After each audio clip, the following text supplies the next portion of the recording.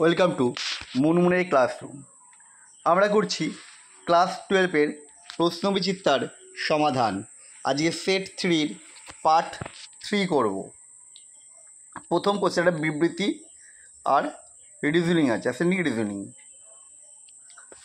Alkyl aryl ether অতিরিক্ত এইজাইয়ের সঙ্গে phenol ও alkyl iodide উৎপন্ন করে, এটি সঠিক। অ্যারাইলে অক্সিজেন বন্ধনটি বেশি স্থায়ী হওয়ায় অ্যালকিল অ্যারাইল ইথারে অ্যালকিল অক্সিজেন বন্ধনটির বিয়োজন ঘটে, এটাই কারণ, সঠিক কারণ যে ওপরের বিবৃতিটির জন্য। অর্থাৎ এখানে হবে এ আর উভয়ই সঠিক এবং আর হলো এর সঠিক ব্যাখ্যা, অর্থাৎ অপশান এ। নিম্নলিখিত কোন ইথারটি ইলেকট্রোফিলিক প্রতিস্থাপন বিক্রিয়ায় সাড়া দেয়? এখানে যেগুলো আছে সেগুলোর মধ্যে অপশান বি অর্থাৎ অ্যানিসোল ইলেকট্রোফিলিক প্রতিস্থাপন বিক্রিয়ায় সাড়া দেয়।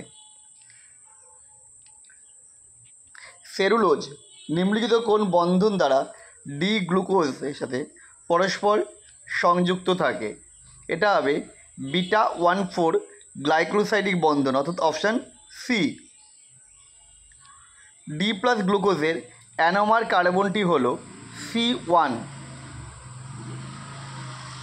Option A.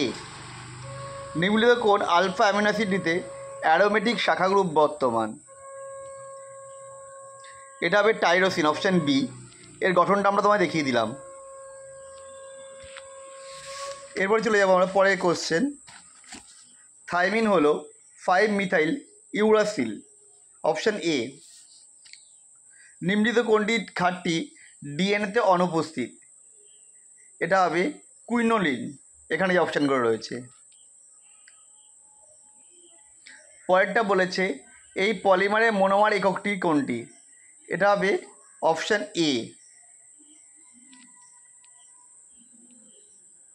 নিম্নলিখিত কোন পলিমারটিতে অ্যামাইড বন্ধন বর্তমান? এখানে যেগুলো রয়েছে তাদের মধ্যে লাইলন 6,6-এ অ্যামাইড বন্ধন বর্তমান, অর্থাৎ অপশান এ।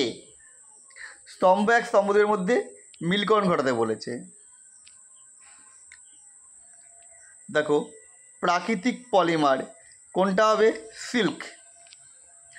জুতো পলিমার কোনটা হবে? নিওপ্রিন। কোপলিমার ব্যাকেলাইট। অর্ধকৃত্রিম পলিমার হচ্ছে রেয়ন। তার মানে এটা হচ্ছে অপশান বি। নবলকের সাথে ফর্মালডিহাইডের বিক্রিয়ায় গঠিত পলিমারটি হচ্ছে ব্যাকেলাইট, অপশান এ। আমাদের 3 নম্বর সেটটা কমপ্লিট হয়ে গেল। কেমন লাগলো অবশ্যই কমেন্ট করে জানাও। আবার দেখা হবে পরের ভিডিওতে নতুন কোশ্চেনের সাথে।